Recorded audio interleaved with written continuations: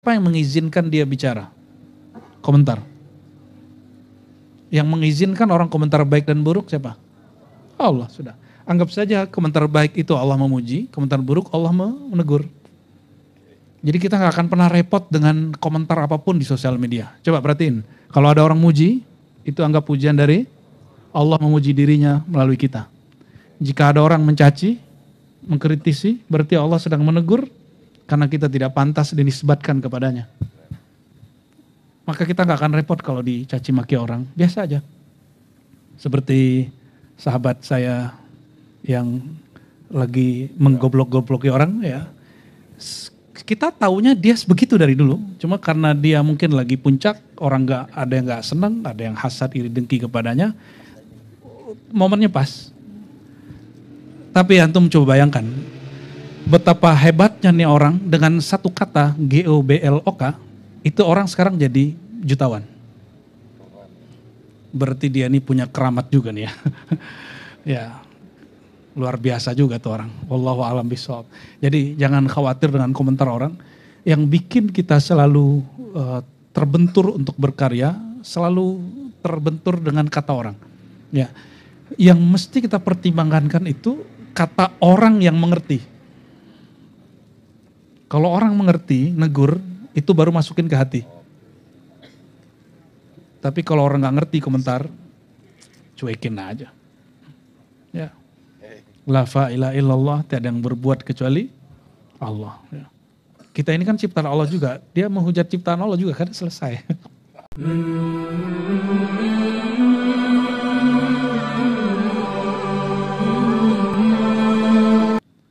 Husnul a'mal. Amal yang baik. Amal, tapi terjemahan aslinya bukan itu. Kebagusan amal, keindahan amal. Jadi teman-teman nih malam ini duduk di sini, niatnya ngapain? Niatnya apa? Ta'lim. Niat itu disebut husnul ahwal. Hal kolbu ini dia selalu berubah, berarti perubahan kolbunya baik. Karena perubahan kolbunya baik, makanya duduk bisa bertahan di majelis. Padahal duduk di majelis, nggak buka handphone, nggak buka YouTube, nggak buka apa lagi? IG, TikTok, WA, kayaknya aneh ya. Saya aneh ngeliat antum biasanya nggak lepas dari handphone, pegang terus, begini terus megangnya. Tapi ketika orang sudah mempunyai smart kolbu, dia akan mampu memainkan kolbunya lebih asik daripada main smartphone. Ya, dan itu mesti dilatih. Orang punya handphone bagus, smartphone, tapi tidak tahu cara memakainya, itu jadi nggak menarik.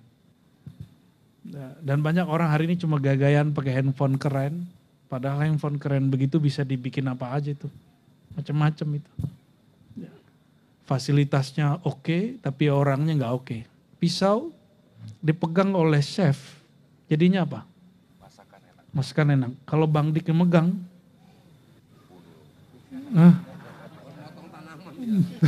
motong tanaman.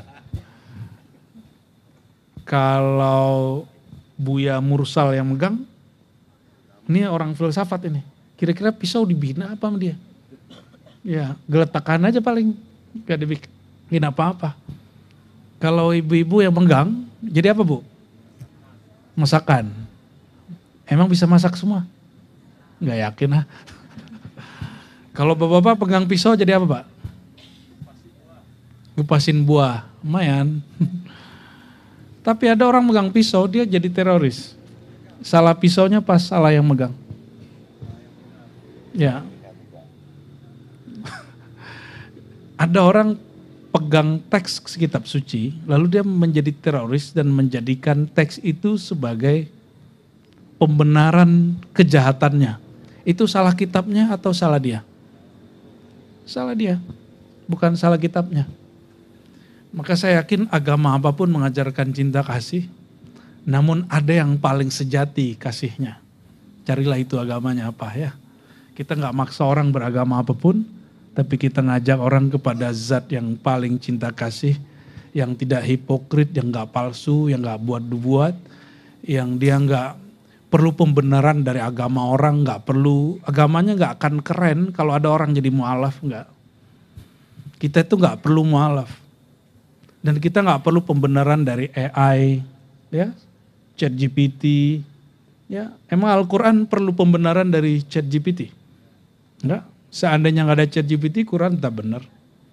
Kebenaran Quran itu kebenaran wahyu. Dia bukan kebenaran ilmiah. Ilmiah itu jangan marah kalau ada orang ngomong Quran itu nggak ilmiah. Jangan marah, itu benar. Quran itu tidak ilmiah. Karena Quran itu absolut. Absolut di atas ilmiah. Kalau ilmiah itu diperdebatkan dan dia diteliti. Kalau Al-Quran dia di atas ilmiah. Namun memahami Quran mesti ilmiah. Bedakan Qurannya dengan tafsir Qurannya. Kalau sejarah mushaf Quran itu ilmiah. Sedangkan Qurannya absolut. Sudah bisa bedain apa beda absolut dengan ilmiah? Ilmiah diperdebatkan kebenarannya dan siap didebat, itu ilmiah. Maka Bang Dik kalau merasa berilmu mesti siap dibully orang kebenarannya. Mesti siap kemudian dibantah orang kebenarannya. Ini saya sampaikan kepada semua yang ngaji di Ribar atau ngaji dimanapun. Jika Anda merasa agama kita ilmiah, jangan malu dan jangan takut ketika agama kita dikritisi orang. Kalau ada yang kritik, wah demen kita. Ya. Tapi kalau nggak ngerti juga jangan dijawab, malu-maluin. Kita serahkan kepada ahlinya. Ya. Husnul a'mal. Jadi orang bisa mengekspresikan amal baik itu memang karena suasana kolbunya lagi baik. Dan saya berbaik sangka semua yang hadir malam ini hatinya sedang baik. Jika ada hatinya ingin nyusup atau ingin mata-matain atau ingin cari kesalahan, semoga Allah ubah hatinya menjadi baik. Ya, kalau nyari kesalahan, ada nggak kesalahan kita Bang Dik? Banyak. Banyak. Nah, kita kan lagi viral tuh ya. Kita kan bukan nabi gitu ya. Nah itu kan kata-kata orang ngaji hikam. Ya. Dan itu benar. Karena kita ini bukan nabi, kita ini bukan malaikat. Malaikat aja bisa keliru. Malaikat bisa keliru. Tapi dia tidak pernah durhaka. Malaikat boleh keliru tapi tidak pernah durhaka. Nabi bisa alfa tapi tidak pernah durhaka. Alfa lupa. Ya. Maka Nabi dibuat lupa tentang cara sholat sehingga rakaat sholatnya bingung 3 atau 4. Ya, ternyata itu jadi hikmah. Umatnya pelupa, lagi sholat ingat proyek. Lagi sholat ingat debat sebelum sholat. Akhirnya bingung rakaat sholatnya 3 atau 4. Kata Nabi, jika kamu bingung 3 atau 4, ambil yang paling minim. Kalau bingung 3 dan 4 jadinya berapa? Jadiin 3. Apa kata beliau? Jika memang engkau sudah 3, lalu engkau tambahkan 1, itu oke. Tapi ternyata kamu baru 2, kamu ngerasa sudah 3. Kalau kita kemudian jadiin dia 3, nambah 1 kurang 1 rakaat. Tapi kalau kita jadiin 2, berarti dia lebih 1. Kalau berlebih itu bonus. Itu bid'ah yang dibolehkan. Bid'ah kealpaan. Jadi bid'ah itu hanya boleh kalau lagi alpa doang. Di luar itu dolalah. Dia sesat.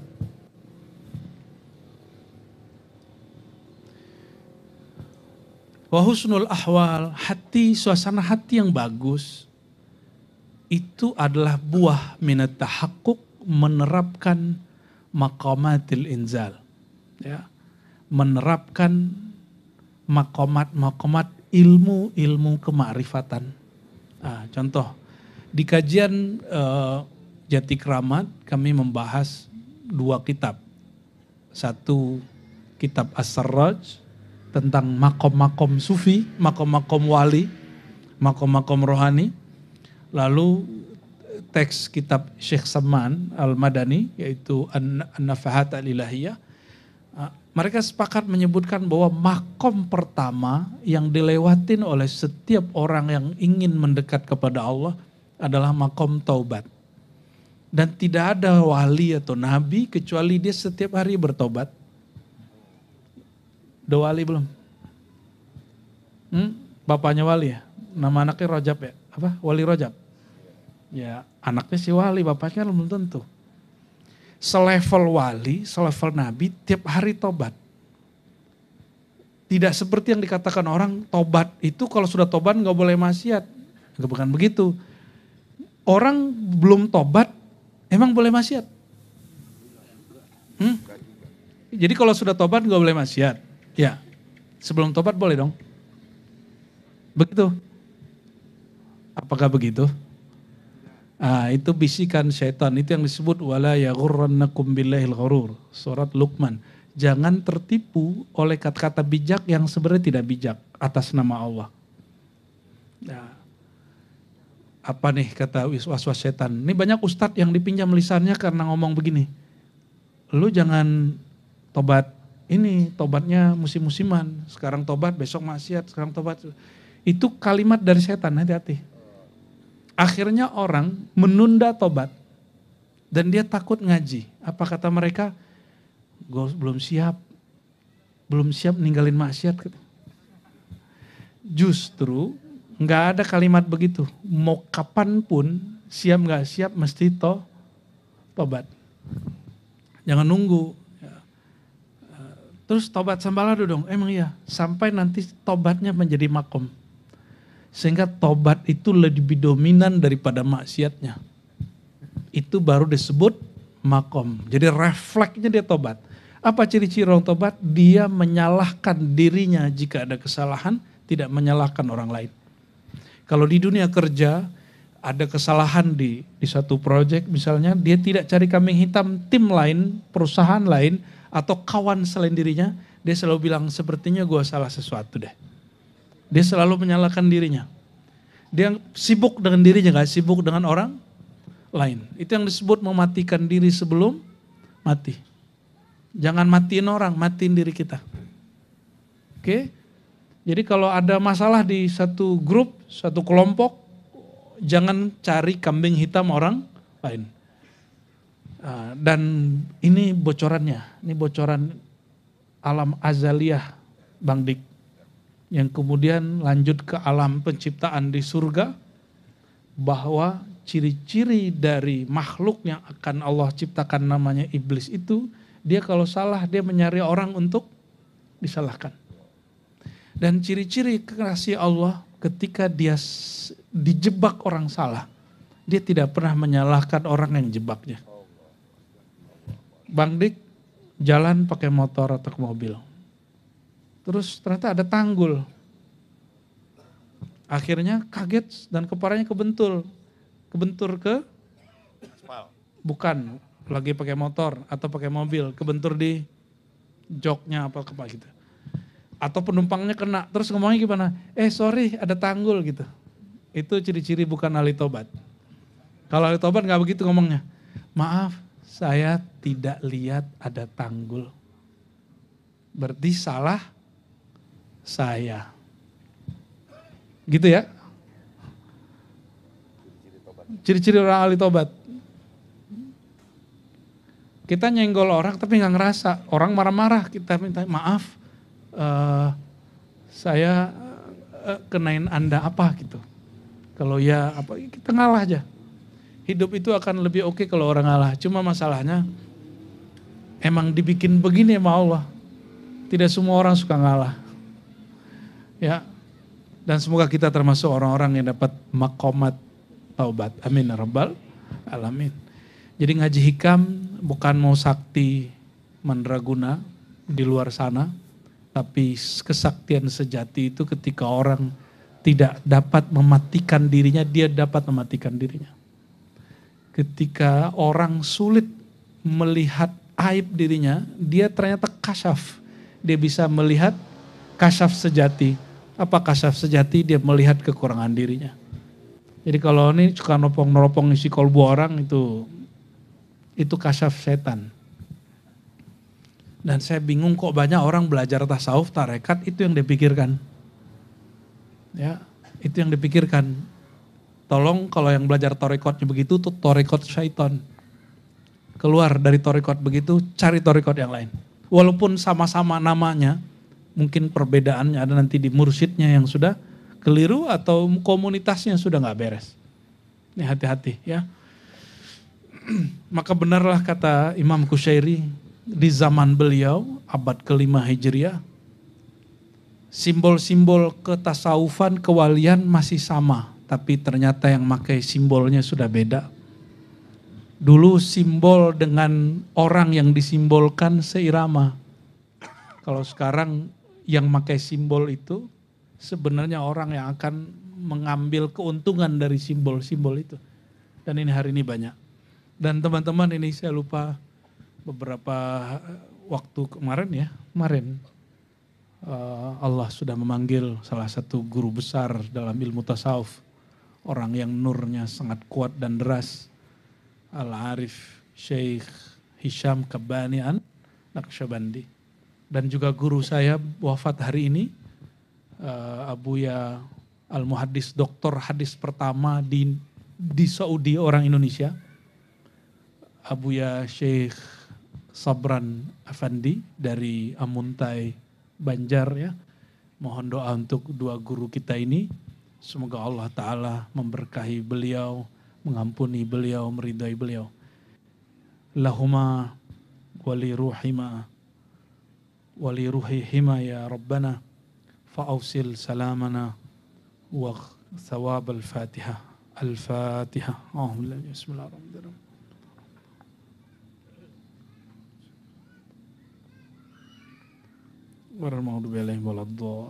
Amin.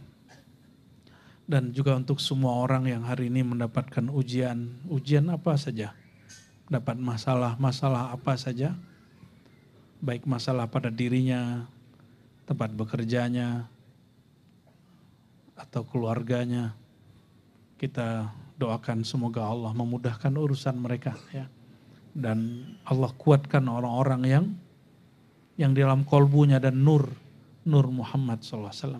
Amin ya Rabbal Alamin. Baik, jadi di sini ada 3 istilah. Pertama, amalan yang bagus. Yang kedua, suasana kolbu yang bagus. Yang ketiga, penerapan makomat makrifat yang bagus. Jadi ketika ada orang amalnya bagus, itu sebenarnya indikator ruhnya sudah menepati suatu makom. Jika teman-teman malam ini memang suka ngaji, suka belajar, berarti ada suatu makom yang masuk ke dalam diri. Kita kalau mau ngaji sama orang, itu makom yang paling jelas, itu makom tawadhu. Coba saya dengan Bang Dik ini terpaut umur lumayan loh ya. Kok mau orang yang sudah agak, saya nggak sebut tua lah, agak lebih dewasa lah. Orang yang sudah lebih dewasa daripada saya, itu mau ngaji kepada ya yang wajah kita masih unyu-unyu lah dikit ya. Dibandingkan dia tuh coba uban semua kan. Itu berat loh egonya, dia harus menghancurkan ego senioritasnya lebih tinggi. Kenapa? Karena ada satu makomat di kolbunya, insya Allah Bang Dik ini jangan GR dulu, makom disebut tawadhu. Apa arti tawadhu? Rendah hati.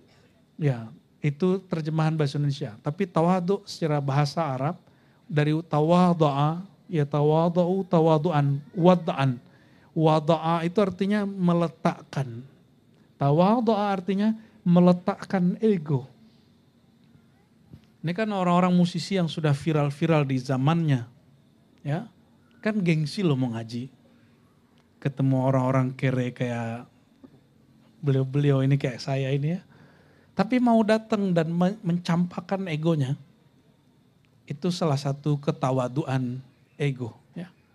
Karena orang yang paling berat ego itu Bang Dik bukan artis, bukan musisi. Tapi yang paling ego di dunia ini orang yang merasa berilmu.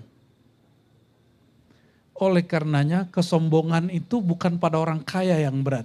Kesombongan yang paling bahaya, kesombongan orang yang merasa dirinya ulama.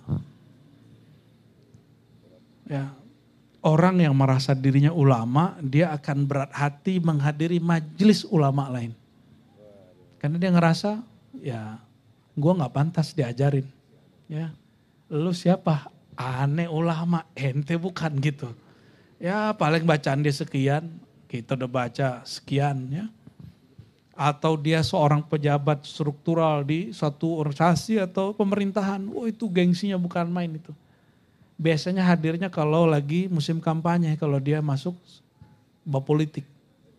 Nah kita doakan politisi yang dulu hadir di musim kampanye, buktikan istiqomahmu, bukan kepada konstituen aja, tapi kepada Allah Subhanahu wa Ta'ala. Rakyat itu terjemahan suara Tuhan.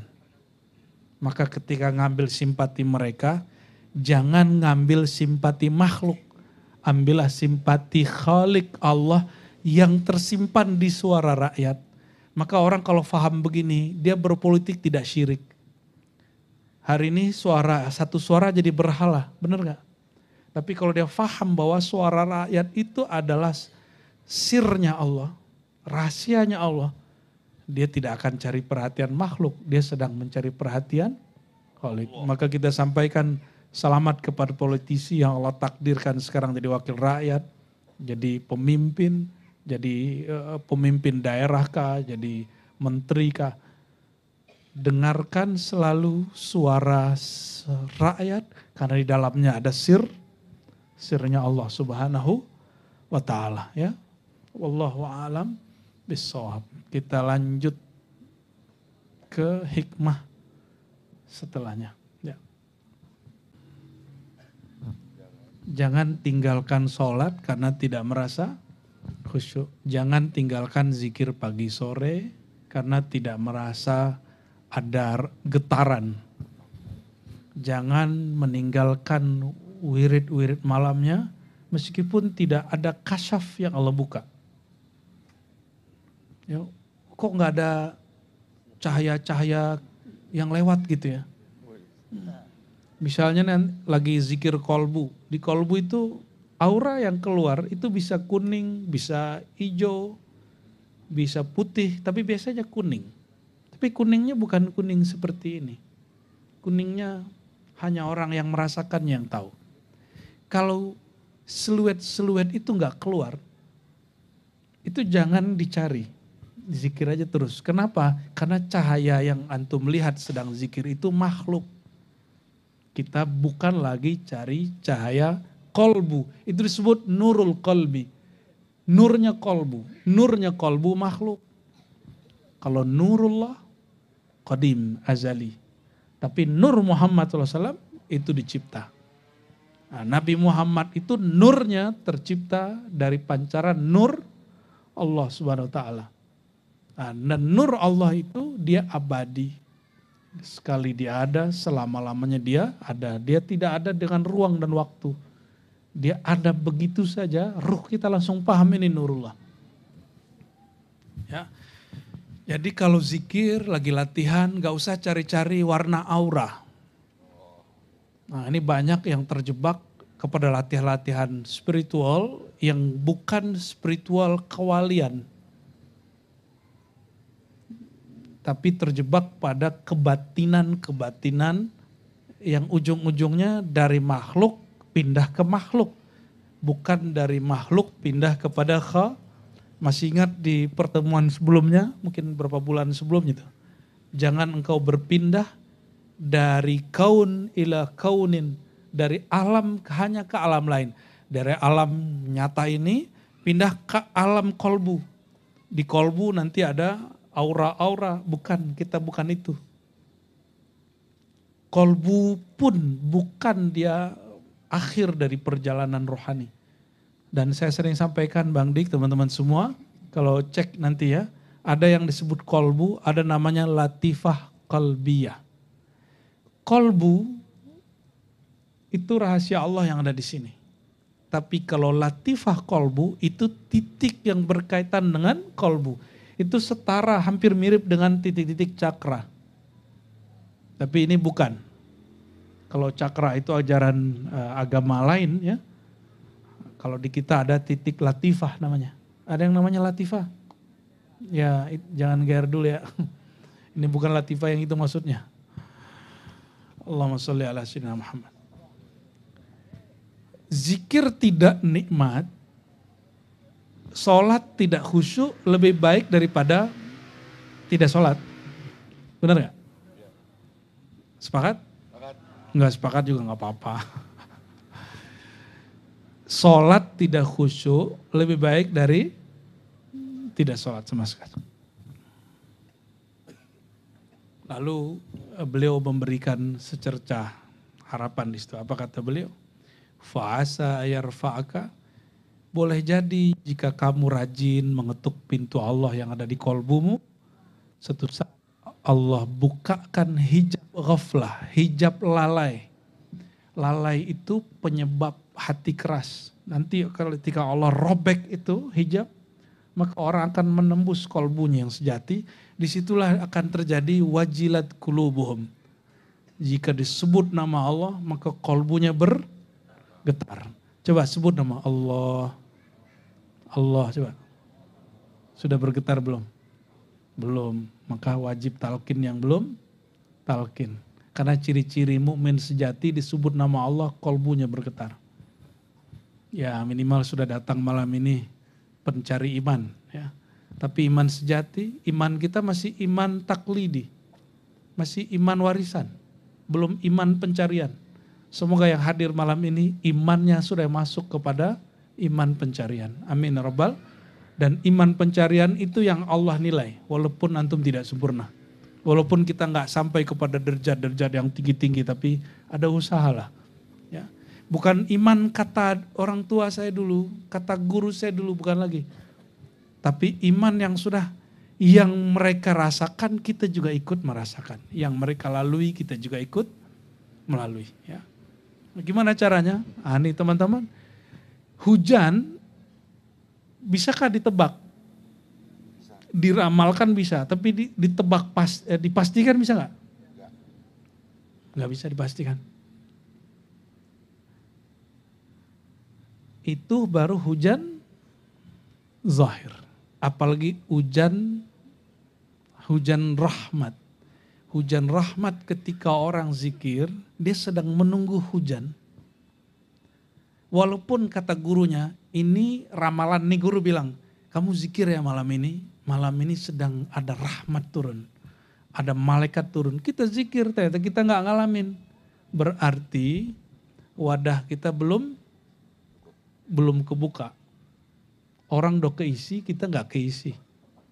Disinilah beberapa murid syak kepada gurunya, dikira gurunya salah kasyafnya.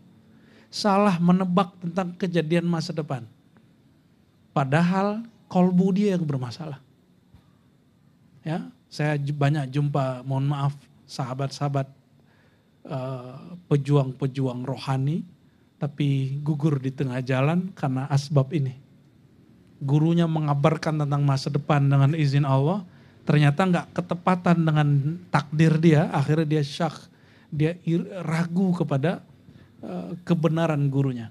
Nah akhirnya yang terjadi menjadi ada yang durhaka kepada gurunya, ada yang meninggalkan gurunya, ada yang khianat kepada gurunya. Na'udzubillah, summa na'udzubillah. Kalimat berikut, ya.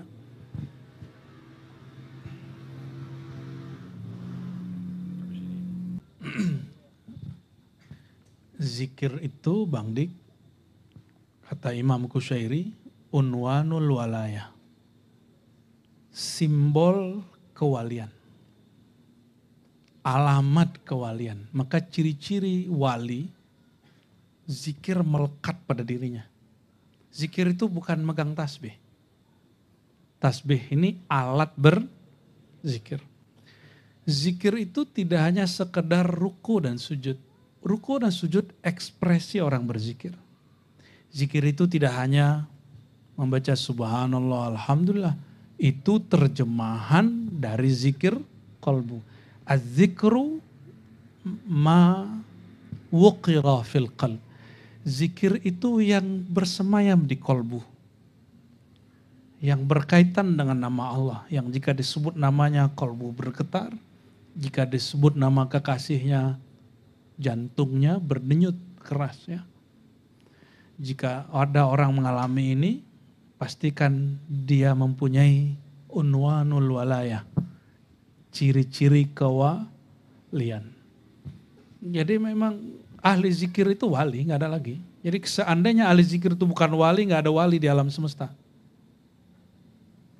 Jadi kalau ditanya siapa wali itu ahli zikir. Namun zikir yang antum fahami selama ini itu mohon maaf, itu baru zikir-zikir yang simbolik, belum zikir yang sejati. Zikir pemimpin dia berbuat adil, dia amanah. Zikirnya guru, dia mengajar dengan tulus, dia disiplin. Zikirnya murid, dia patuh kepada gurunya, dikerjakan apa yang disuruh gurunya. Ya. Zikirnya suami dan istri, salah satunya menunaikan hak dan kewajibannya. Zikir orang-orang yang sedang bekerja, dia melaksanakan tugasnya, itu zikir. Musisi zikirnya apa? Kita mau tanya nih, selama ini ngerasa musiknya ada kaitan gak dengan zikir? Gimana Bang? Langsung on the spot nih, kita mau tanya langsung. Mungkin menghibur orang lain. Menghibur orang. Karena orang itu orang atau karena orang itu hamba Allah? Beda loh. Karena orang itu dia bayar tiket, dia viewer kita, dia fans berat kita, atau karena dia hamba Allah. Beda loh. Coba di-upgrade. Hamba Allah, sekarang begitu. Ada gak Bang tambahannya? Ini pertanyaan acak nih, ini kan seniman semua ini. Bismillah.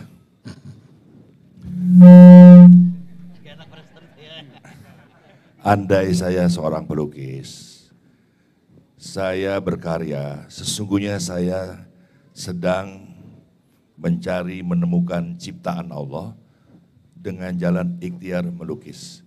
Kalau di hari itu saya tidak mengupload karya saya, tandanya hari itu saya tidak berzikir karena tidak menghadirkan Allah Al-Halik. Boleh. Tepuk tangannya ikhlas. Boleh, alhamdulillah. Tumben dirimu benar. Biasanya salam mulu.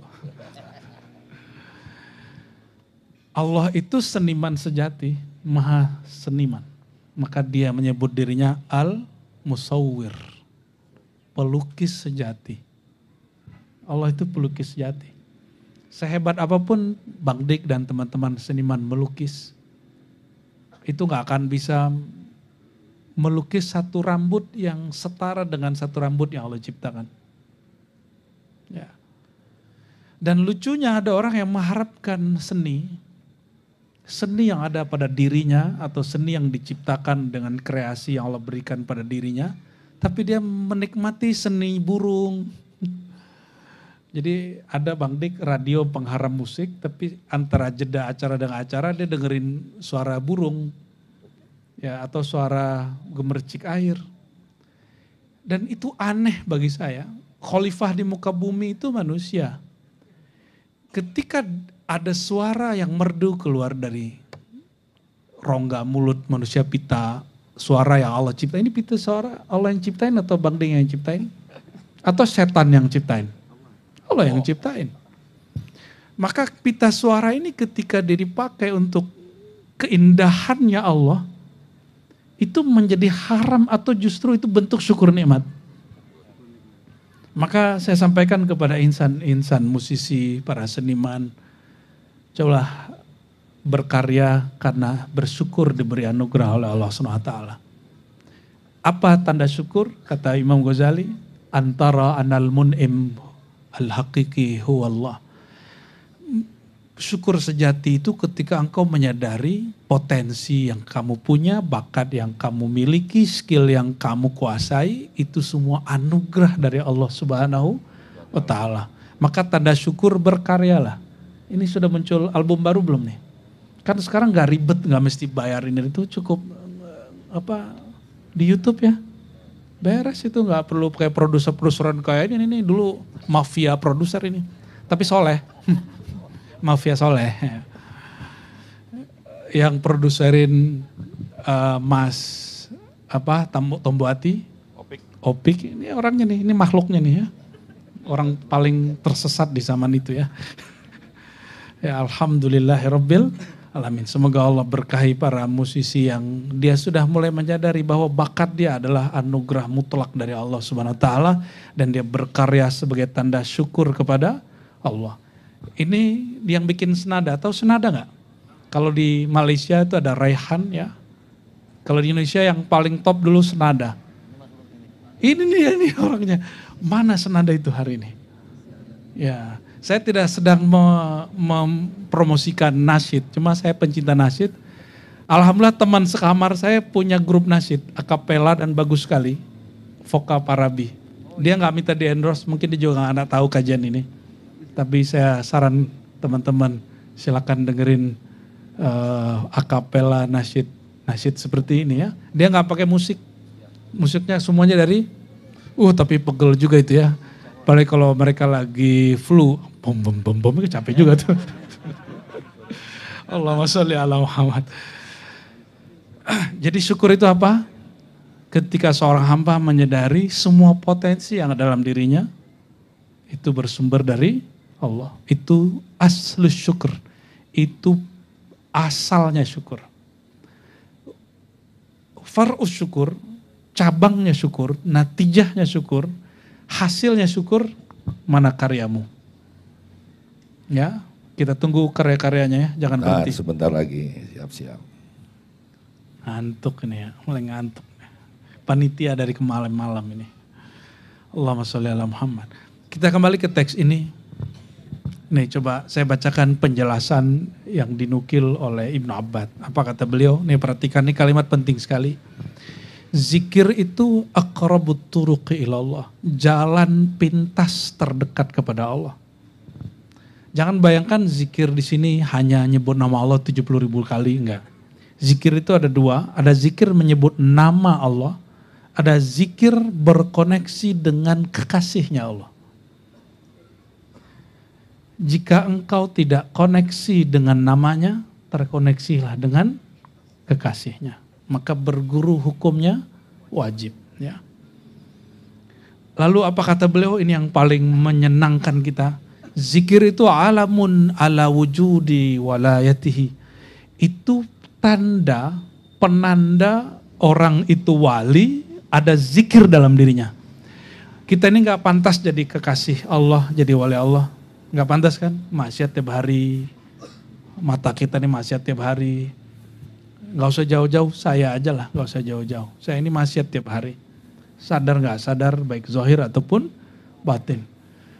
Saya yakin antum juga sama. Maka kita ini gak pantas jadi wali. Tapi kita latihan-latihan jadi wali. Gimana caranya? Wali itu ciri-cirinya mereka disiplin berzikir, maka kita berzikir dengan disiplin. Zikirlah pagi sore, tidak hanya zikir sholat wajib, tapi juga zikir tambahan yang kemudian di akhir buku ini ada panduan zikir, teman-teman silakan dibuka, ada wirid asas namanya. Siapapun punya buku ini saya langsung ijazahkan, dan buku ini bukan untuk saya, Bang Dik, ini semuanya kita donasikan, bukan untuk kita ya. Tapi antum baca buku ini, ada hadiah di belakang mengamalkan zikir wirid asas, ringkasan amalan Nabi Muhammad SAW yang pernah diringkas oleh Maulana al-Imam Abul Hasan Syazili, Imam Syekh Abdul Qadir Jilani, Bahauddin Shah Naqsyabandi dan imam-imam yang lainnya. Kita udah ringkas di situ. Coba mulai pagi, sore, zikir. Pagi, sore, zikir terus. Nanti naikin zikir sebelum tidur. Zikir sebelum tidur kata Sayyidina Ali, saya diajarin Fatimah dari Nabi. Zikir 33 sebelum tidur. Subhanallah 33, Alhamdulillah 33, Allah Akbar 33. Dan kata Sayyidina Ali, aku tidak pernah ninggalin zikir itu kecuali perang Siffin bacanya telat di akhir malam. Dia cuma telat, disebut dia sudah tidak berwirid. Dan kita berapa kali kita menyepelekan wirid. Bener gak? Lagi di mobil, lagi di motor, lagi dimanapun udah zikir aja. Maka saran saya setiap salik punya tasbih. Ya, ini tidak bid'ah, kita punya sanadnya, punya silsilahnya kepada Sayyidina Abu Hurairah, kepada Sayyidina Hasan Basri, dan ulama-ulama salafus saleh. Yang mengatakan ini dari Saulin, Bang Dik. Kata dia ini kita harus bayar hak cipta nih. Itu orang kita doakan saja supaya dia nggak sembarangan berbicara dengan kejahilan. Ya, kalau nggak tahu cukup bilang, saya lebih senang pakai tangan, saya nggak tahu ada dalil pakai tasbih, itu lebih baik ngomong begitu.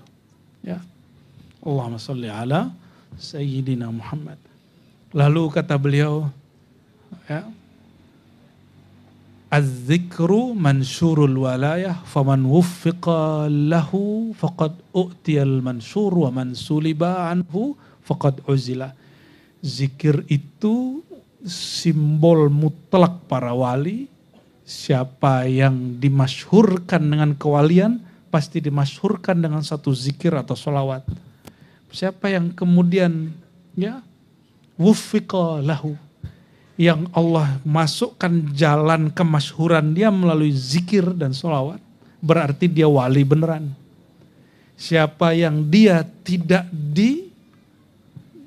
Allah masukkan takdir dia kepada bab itu, tapi ngomong wali mulu, ya, berarti dia bukan wali yang sebenarnya.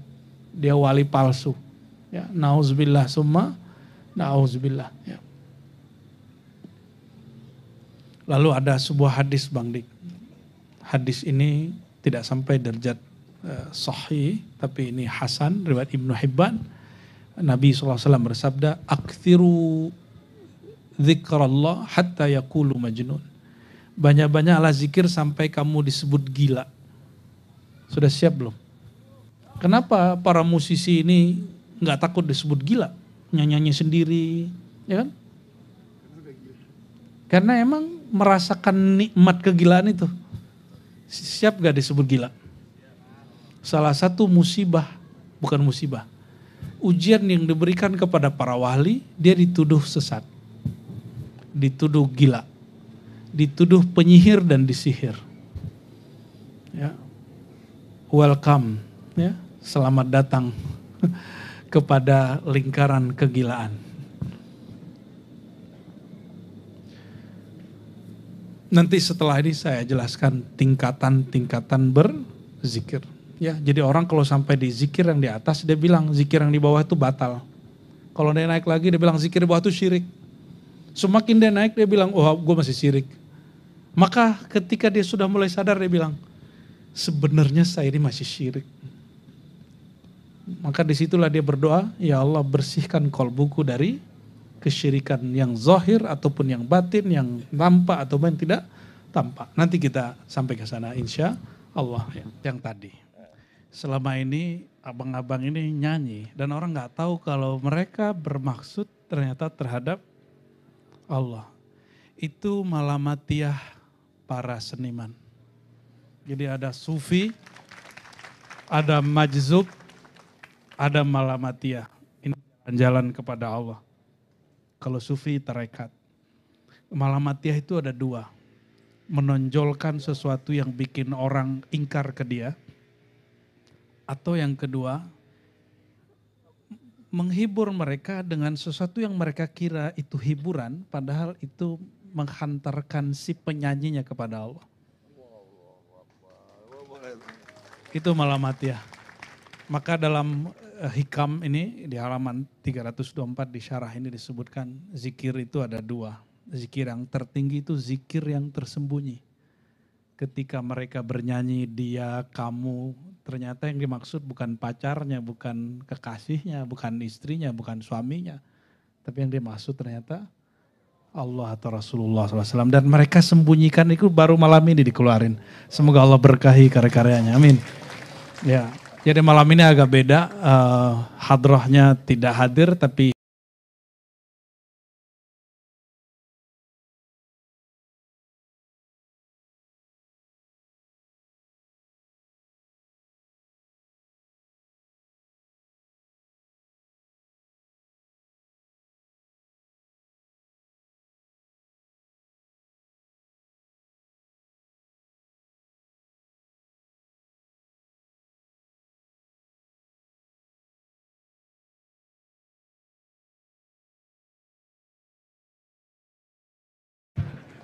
Tapi nggak boleh pakai gitar.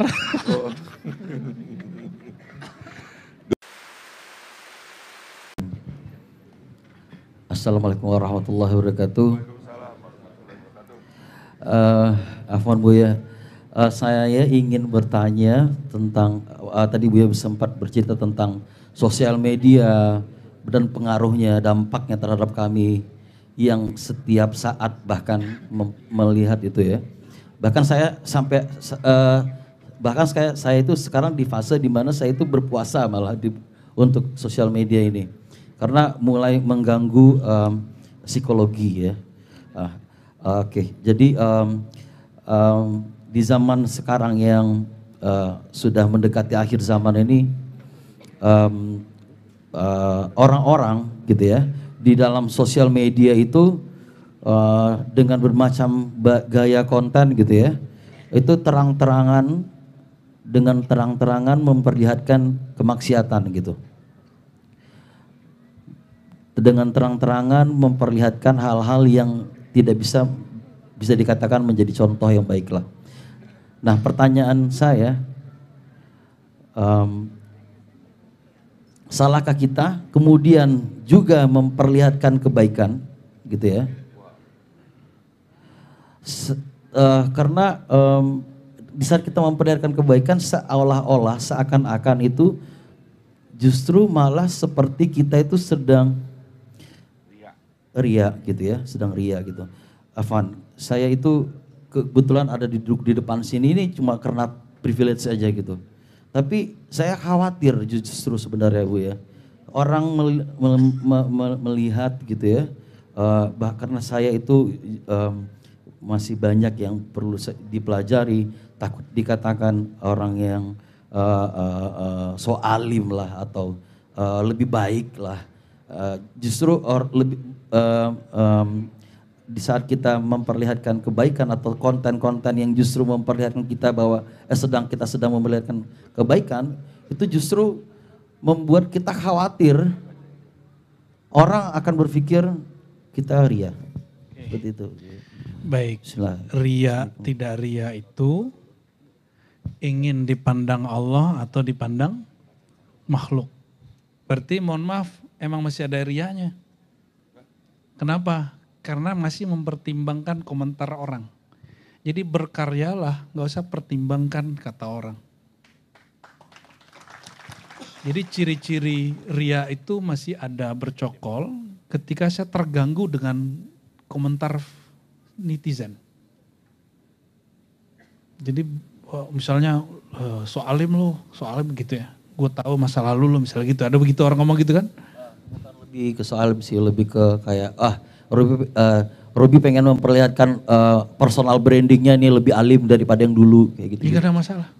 Ya, gak ada masalah. Jadi ada orang berpikir begitu, siapa yang mengizinkan dia bicara? Komentar. Yang mengizinkan orang komentar baik dan buruk siapa? Allah, sudah. Anggap saja komentar baik itu Allah memuji, komentar buruk Allah menegur.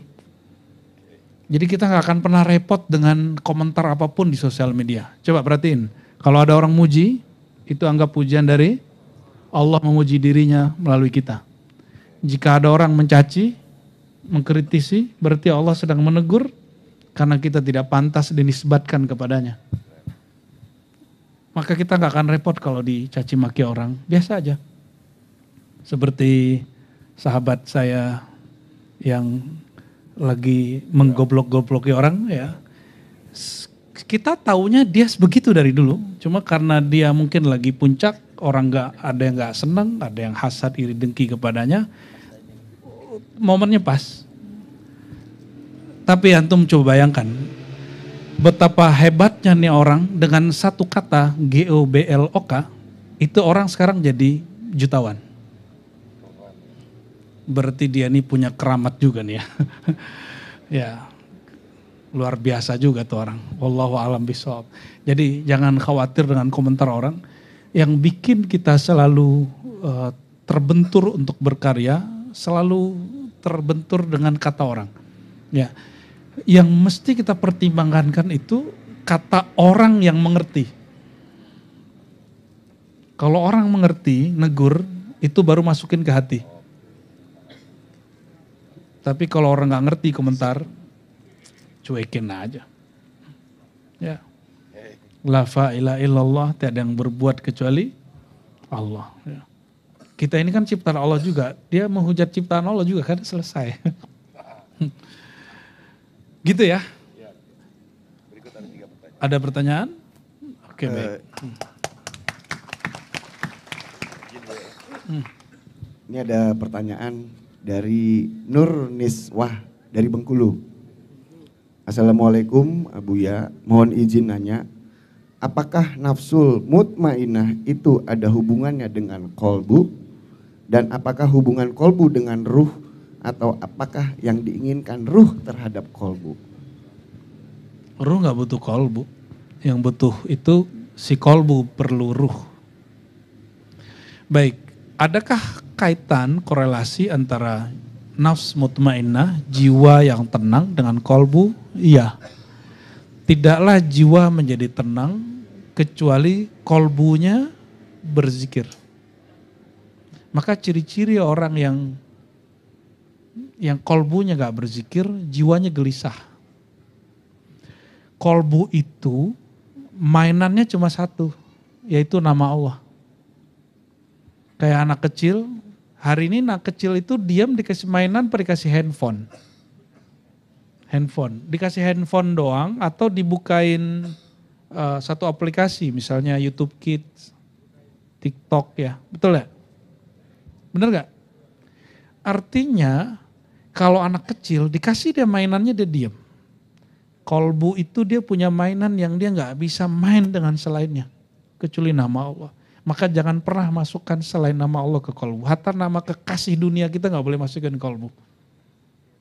Nama kesenangan dunia, antum senang motoran, senang mobilan, senang duit, senang jam, senang jalan-jalan. Itu gak boleh masukin ke kolbu. Itu cukup mainnya di sini. Memori pikiran. Di kolbu kita cukup nama Allah. Tapi nama itu dia belum bermakna dengan sempurna kecuali dia mengenal yang punya nama. Yang mengenal yang punya nama itulah sir. Maka kolbu ini titik di dalamnya ada lagi satu lembaga diri kita disebut dengan sir. Sir itu menyimpan pengetahuan tentang dia. Yang tadi didendangkan dia, kamu. Dalam bahasa Arab huwa. Maka dalam tarekat sufi ahlus sunnah wal jamaah, zikir hu, ya hu, Allahu, itu salah satu zikir sunnah. Meskipun dibid'ahkan oleh saudara kita Wahabi. Mungkin perbedaan cara mengambil dalil. Ya, imam-imam kita ahlus sunnah sepakat bahwa hu zikir ma'thur dari Nabi Muhammad SAW ada di Quran.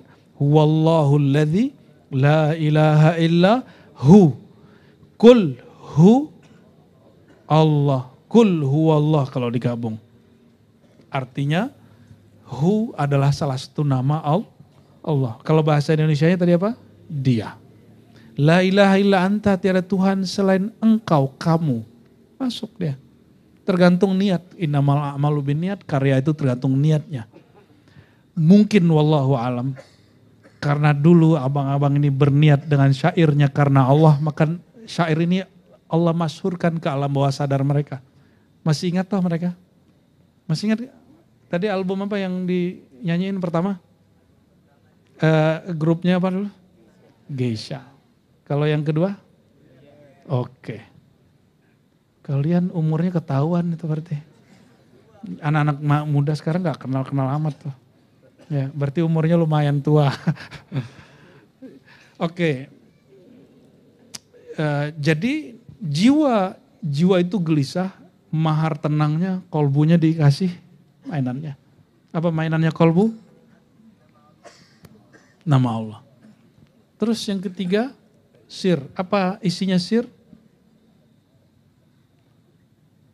Knowledge, pengetahuan tentang Allah.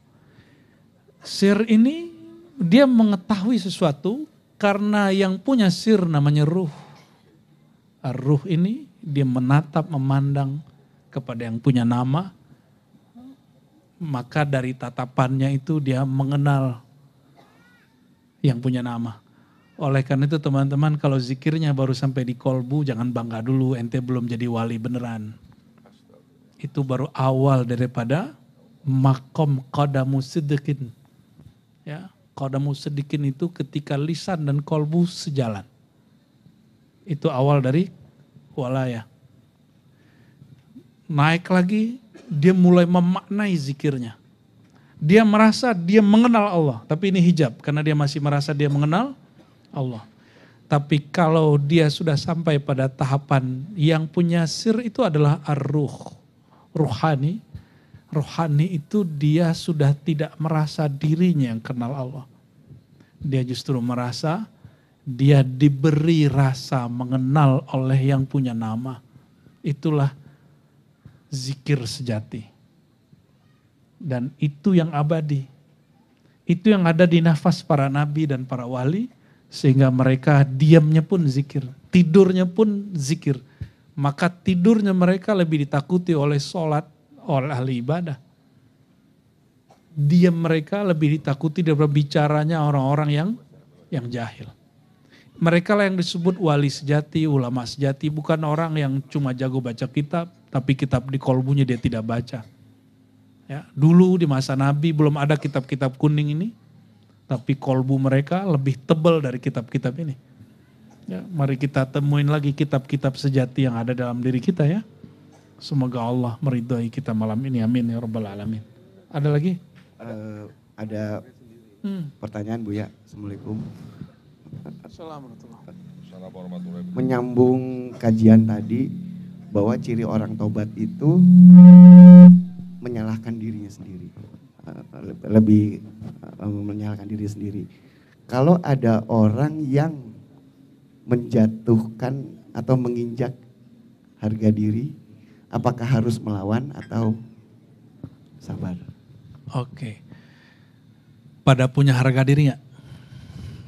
Berapa harganya? Sini gue beli. Tar dulu.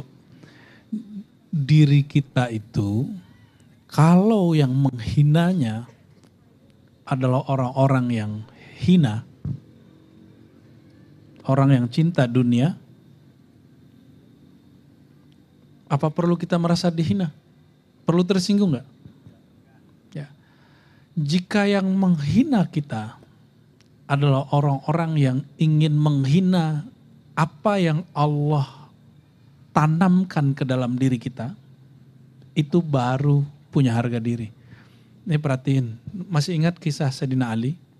Sayyidina Ali itu ada orang menghujat Allah, menghujat Rasul depan dia, karena beliau ini seorang petarung, seorang joh.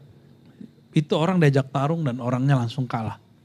Ketika orang itu dikunci, orang itu meludahi dia. Langsung dilepasin. Ditanya oleh orang lain, kenapa Anda melepaskan dia padahal dia sudah kalah? Jawaban beliau, yang pertama, aku merasa harga diri agama ini sedang dihina. Sedangkan yang kedua, aku sedang merasa harga diriku yang dihina. Aku khawatir muncul kesombongan di situ. Dan mohon maaf, hari ini kebanyakan orang berjuang mau atas nama kelompok ini, mau nama Ahlus Sunnah, atas nama Palestina, atas nama Sudan, atas nama pejuang Islam. Yang ada itu dia memperjuangkan kelompoknya, bukan memperjuangkan Islam. Yang ada itu dia memperjuangkan pemahaman dirinya terhadap perjuangan itu. Dia tidak sedang berjuang di jalan Allah. Maka ketika ada orang berbeda jalan dengannya, maka dia tersinggung. Antum nih bertorikot, ada orang beda torikot, maka kita tersinggung. Berarti ada masalah di nafsiyahnya. Itu ada masalah. Oleh karenanya, kita hanya boleh tersinggung kalau dihina harga diri yang berkaitan dengan simbol-simbol keilahian. Karena dia menghina Tuhan kita, baru kita marah. Tapi jika dia menghina diri, abang ini dicipta dari emas, dari air yang ditumpahkan di tempat yang paling hina. oleh alat yang sangat hina, atau keluarnya dari mesin. Atau coba cek ini badannya emas gak nih? Enggak kan? Badan kita tercipta dari darah yang tidak, ya darah yang hina, air yang sangat hina sekali. Maka kalau ada orang hina kita katakan emang gua hina. Tapi jika dia hina agama kita, baru kita marah. Dia hina simbol-simbol ketuhanan, baru kita marah. Marah karena dia menghina Allah. Bukan karena kita menghina, dihina. Oke? Bismillahirrahmanirrahim. Qala Ibnu Athaillah Sekandari min alamati mautil qalb. Di antara ciri indikator kolbu sudah mulai mati. Kolbu mati, berarti ada kolbu yang hidup, ada kolbu yang hidup tapi dia sakit. Berarti ada 3 jenis kolbu, ada kolbu yang sehat, kolbu yang sakit, dan yang terakhir kolbu yang mati. Tapi tenang, matinya kolbu beda dengan matinya badan. Tapi ada mirip juga, adakah tubuh yang pernah mati lalu dihidupkan oleh Allah? Ada. Adakah di bumi ini tanah gersang itu dihitung mati? Dalam bahasa fikih disebut mawat. Jadi kalau saya kayak orang transmigran lalu dia mengolah tanah yang gak diurus disebut ihyaul mawat. Menghidupkan tanah yang mati, yang gak produktif. Kolbu yang tidak produktif itu kolbu yang mati. Produktif ngapain? Tadi kolbu itu programnya ngapain? Hanya nyebut nama, nggak ada lain, nggak lebih dari itu. Maka kolbu yang setiap detiknya, menitnya, jamnya, harinya, minggunya, bulannya, tahunnya tidak ada produk nama Allah di dalamnya, itu kolbu yang mati. Kolbu yang hanya sedikit ingat Allah, la yazkurunallah illa qalila, begitu di Quran mereka orang munafik yang penyakit kolbu bercokol di dalam dirinya, itu tidak ingat Allah kecuali sedikit. Maka jadikan seni musik ekspresi berzikir. Zikir artinya ketika kita nyebut itu yang kita maksud Allah. Walaupun orang menerjemahkannya lain, itu lain cerita. Maka beliau menyebut di sini ciri-ciri atau indikator kolbunya sudah tidak produktif. Ini bahasa filantropi ya. Adamul huzni ala ma fataka minal muwafaqat. Kamu tidak pernah sedih menyesal jika ada kajian terlewat, jika ada zikir terlewat, jika ada amalan sunat terlewat, jika ada majelis terlewat. Nah, kalau nggak ada penyesalan di kolbu, santai aja hatinya, nggak ada perasaan, kok nggak ada merasa rugi, berarti kolbunya sudah nggak produktif. Nah, coba cek. Kalau antum udah punya majelis, ikutin suatu majelis, tidak mesti majelis di sini, bisa majelis di luar. Terus kelewat jadwalnya, kita merasa santai aja. Jangan-jangan kolbunya sudah mulai sakit. Pagi sore, ada zikir pagi sore, terus dia santai aja, dia tiduran, nggak mau zikiran. Kalau nonton YouTube nggak boleh ketinggalan, nonton film nggak boleh ketinggalan. Tapi kalau nonton yang nama Allah di kolbunya kok boleh ketinggalan, itu tanda kolbunya sudah mulai mati, tidak produktif. Jadi kalau antum zikir, yang kerja kolbunya. Kalau lagi ngaji, itu yang kerja sirnya. Jadi yang datang duduk ini, itu sirnya. Selamat yang punya sir di kolbunya. Amin ya Rabbal. Maka makna yang masuk dari tadi, ini kan beda-beda, tergantung wadah sirnya sudah luas atau belum. Apakah masih gelap atau sudah mulai dirambah, sudah mulai diperluas. Maka semakin banyak makna yang tersimpan, semakin sirnya luas. Nanti kolbunya tambah nyaman zikir lama-lama. Coba dari tadi tahan ya duduk. Bener gak? Coba zikir sendiri, 15 menit pegel gak? Betul? Baca Quran sendiri 15 menit antum lihat jam. Tapi ketika saya ajak untuk mengisi dan bercakrawala, kita jalan-jalan di alam sir kita, ya. Mungkin mohon maaf, ini anugerah Allah kepada kita semua malam ini dan malam-malam sebelumnya, semoga Allah kekalkan ini sampai kita mati. setiap kita buka hikam, itu orang masuk ke dalam dirinya tanpa dia sadari. Tapi yang dia tatap guru-guru dan orang-orang di depan ini, sebenarnya antum lagi masuk ke dalam dirinya. Ya, maka kita akan menerjemah apapun kata-kata yang saya sampaikan dari tadi, itu ada filter terus masuk. Awal-awalnya kalau ada kalimat di sini, kita neropong orang, wah dia nih, ini dia nggak bener nih, dia yang penyakit hati nih, dia. Awal-awalnya, nanti lama-lama, oh jangan-jangan saya nih. Itu kolbunya sudah mulai hidup dan hidupnya sudah mulai sehat. Ya, dan selamat bagi orang yang kolbunya sudah sehat. Amin ya rabbal alamin. Dan beliau mengatakan, wa tarkun nadam ala ma fa'altahu min wujudiz zallat. Salah satu yang paling berat dari indikator kolbu sudah tidak produktif, kolbu sudah mati, ketika dia melakukan kesalahan, tidak ada penyesalan untuk mengatakan aku salah. Ya, tapi dia masih cari kambing hitam. Salahin sibuk lah, ya macet lah di Jakarta. Jakarta emang kalau nggak macet nggak Jakarta. Karena Jakarta kota ekonomi, bukannya kota politik. Jabodetabek ini pagi sore macet nggak? Masih ingat pandemi 2020, 21, 22 itu sepi di mana-mana. Saya setiap hari hampir jalan ke pasar-pasar itu orang nggak ada, sepi. Kita nangis. 2022 mulai pertengahan akhir mulai agak rame pasar. Itu saya nangis ngeliat orang di pasar. Kita nggak biasanya di pasar tuh ingat Allah, baru pas pandemi itu Allah jadikan pasar tempat saya berzikir. Cuma jalan-jalan sebentar ngeliatin, ini udah mulai rame belum? Jadi kalau tol-tol dari Merak sampai Jakarta masih macet, alhamdulillah berarti ekonomi Indonesia masih hidup ya. Dan kita doakan para pemimpin kita nggak hanya berbuat untuk bikin rusuh ya. Misalnya KPK, semoga mereka mendukung pembangunan, bukan malah sikap-sikap mereka malah menghentikan pembangunan ya. Semoga lebih oke karena katanya ada pemimpin yang baru ya. Kita doakan orang-orangnya diberikan sir amanah di kolbunya, sir rahmah di kolbunya. Jangan senang mengekspos orang salah. Yang pas itu didik orang yang mau salah.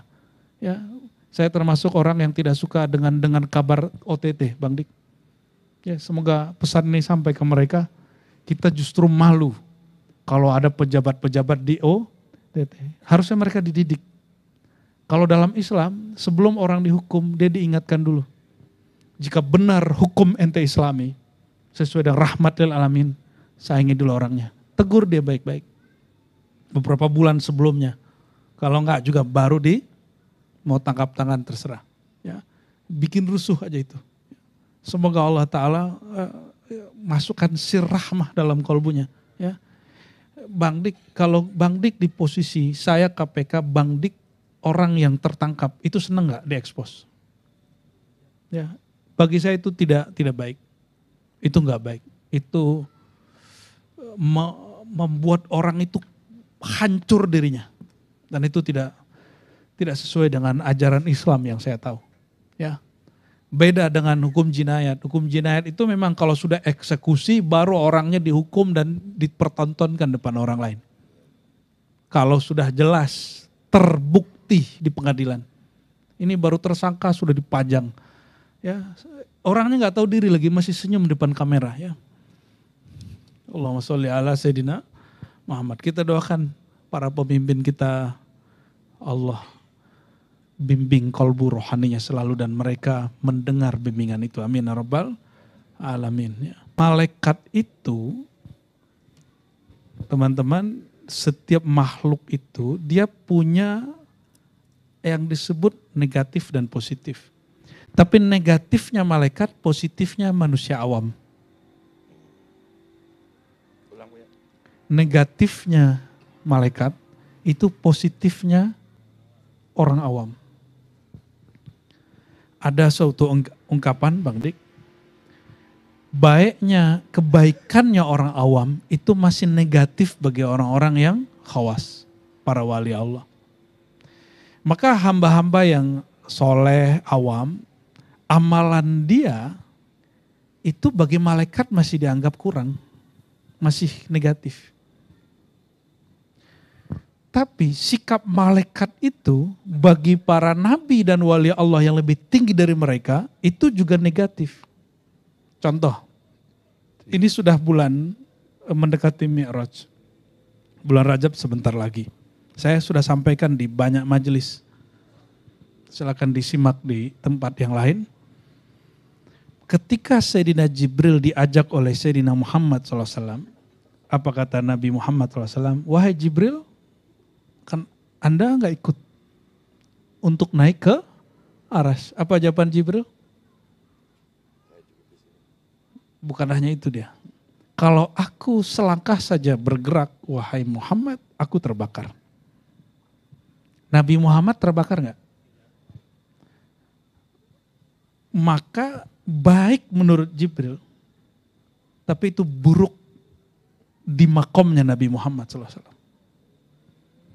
Ini dalil bahwa sebagian manusia lebih tinggi dari sebagian malaikat. Ini dalilnya. Jibril tidak tembus ke tangga aras. Nabi Muhammad tembus. Mana yang lebih mulia? Nabi Muhammad SAW. Malaikat ahli zikir ribuan tahun. Manusia yang namanya Adam baru dicipta dan baru diajarin ilmu. Langsung malaikat yang sudah ribuan tahun zikir disuruh sujud. Dan menerima bahwa khalifah di bumi bukan ahli zikir tapi orang berilmu. Dan malaikat terima. Maka sikap malaikat tadi itu negatif bagi orang yang berilmu walaupun dia bukan malaikat, walaupun dia manusia. Jadi mohon maaf, tidak semua malaikat itu lebih tinggi dari manusia. Manusia yang di dalam dirinya ada ilmu Allah dan dia mengamalkannya dan dia membagikannya dan dia mendidik orang dengan ilmu itu, dia adalah manusia pewaris Nabi Adam yang dulu para malaikat sujud kepadanya. Jadi sekarang Bang Dik, sujudnya malaikat itu bukan dengan sujud kepalanya di bawah, tapi malaikat akan menjadi khadamnya para manusia yang alim dan berilmu itu. Tinggal pilih khadamnya jin atau khadam malaikat. Ya, tapi khadam itu lebih tinggi yang dihidmahi atau yang berkhidmat? Seharusnya. Dan mohon maaf, apakah Nabi perlu Jibril atau Jibril perlu Nabi? Jibril khidmat kepada Nabi, tapi Nabi gak memerlukan Jibril. Sayyidina Ibrahim itu ada yang khidmat kepadanya, itu ya yaitu malaikat Jibril. Ketika dibakar oleh Namrud, apa kata dia? Hasbi Allah wa ni'mal wakil. Aku tidak perlu engkau wahai Jibril, aku cukup dengan Allah. Jadi ada masanya Jibril nggak kepake. Ya, sorry ya, malaikat Jibril ya. Ini jangan marah malaikat Jibril. Apa kata malaikat Sayyidina Ibrahim yang kita abadikan namanya di dalam sholat kita? Kama sallaita ala Ibrahim. Ya Allah, limpahkan rahmat kepada Nabi Muhammad sebagaimana engkau limpahkan kepada Sayyidina Ibrahim. Karena dia mewarisi satu bab, yaitu tidak memerlukan kecuali hanya Allah. Hatta Jibril dia nggak perlu. Maka orang-orang begini dia pewaris Sayyidina Ibrahim. Jika ada orang berilmu, dia pewaris Sayyidina Adam. Sebagaimana dulu malaikat sujud kepada Adam, hari ini malaikat-malaikat itu akan ngikutin dia terus dan berkhidmat kepadanya. Kalau dia bilang, ya Allah turunkan hujan, insya Allah turun hujan. Ya. Kata guru kami Syekh Taufik Al-Buti, ya, ayahnya dibom oleh kelompok teroris Syekh Muhammad Sayyid Al-Buti. Kata beliau, saya punya kakek namanya Mula Ramadan Al-Buti. Kiai, Mula itu Kiai. Kiai Ramadan Al-Buti di Syria.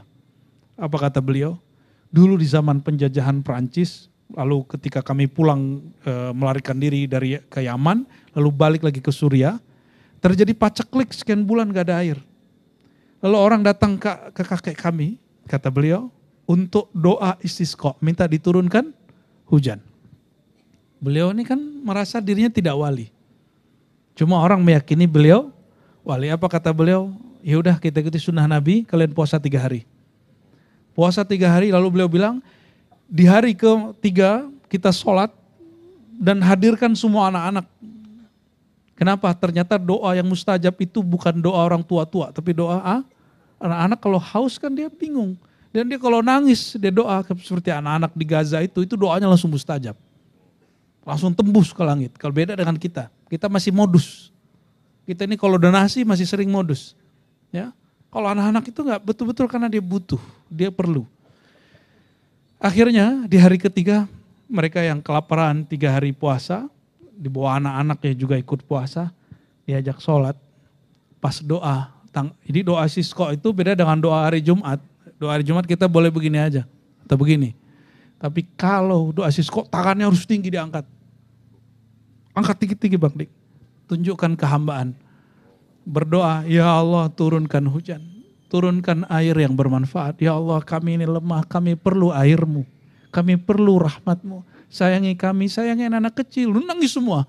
Ketika mereka nangis, tangan saya walhamdulillahirrabbilalamin. Turun tangan Syekh Mula Ramadan Al-Buti. Itu yang di langit juga ikut nangis. Turun air, hujan. Maka ini yang disebut oleh Nabi, hati-hati dengan ahli Syam. Di sana ada wali-wali abdal. Beliau oleh guru-guru saya disebut salah satu wali abdal. Ya, abdal itu sedikit di bawah kutub, sedikit saja. Mungkin beliau minhum ya, wallahu alam bisawab. Itu mereka sudah berkhidmat malaikat kepadanya. Malaikat sudah khidmat kepadanya. Ya. Ya, semoga kita diizinkan jadi kekasih Allah SWT. Ya. Kita nggak pengen, bukan karena ingin dapat fasilitas malaikat. Ya. Seperti saya pernah menyampaikan juga teman-teman, jangan bersyukur karena ingin ditambah, itu modus. Bersyukurlah karena memang Allah layak untuk dipuji dan disyukuri. Kalau antum bersyukur supaya niatnya ditambah, itu masih modus. Masih ego. Ya, masih ego. Bersyukurlah karena Allah masih bantu kita untuk bersyukur. Karena kalimat di hadis, a'inni ala syukrika, a'inni ala dzikrika wa syukrika, ya Allah bantulah kami untuk mensyukurimu. Maka yang disebut wali arif billah, wali yang kenal Allah itu, kata guru-guru kita dulu, sederhana aja. Dia bersyukur tapi dia tidak merasa syukur itu dari dirinya. Tapi dia bersyukur karena yang maha bersyukur menyertakan dia di dalam syukurnya. Wallahu alam bishawab. Gini ya, zikir Asmaul Husna di ribat itu diijazahkan untuk amalan pembuka.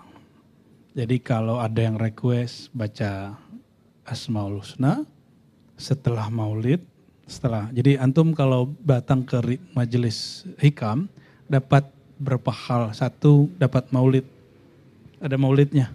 Mau ada hadroh nggak ada hadroh, maulid jalan terus. Karena kita dapat pesan dari guru-guru kita, wajib menghidupkan majelis maulid. Karena ciri-ciri umat akhir zaman yang diterima Rasulullah itu, dia bab cinta, dan cinta itu diekspresikan dengan bermaulid. Ya. Jadi maulid itu bukan sekedar ritual, simbolis, tapi ada makna cinta dalamnya. Setelah itu nanti kalau mau ngaji, kita baca Al-Asmaul Husna. Jadi kalau di ribat ada bacaan Al-Asmaul Husna, itu pembukaannya tadi. Nggak tahu tadi suara siapa tuh Bang? Ya, gimana Pak Is? Oke, bisa? Oke, baik. Saya buka ya nanti biar Ustadz Gus Faiz yang mimpin. Astagfirullahaladzim. Mari kita syahadat. Asyhadu an la ilaha illallah. Coba pejamkan matanya, lupakan yang lain. Sibuk dengan kolbu, bahwa kolbu sedang bersaksi bahwa diri ini, jiwa ini adalah hambanya yang hina, ingin mendapatkan kasih sayang Allah SWT.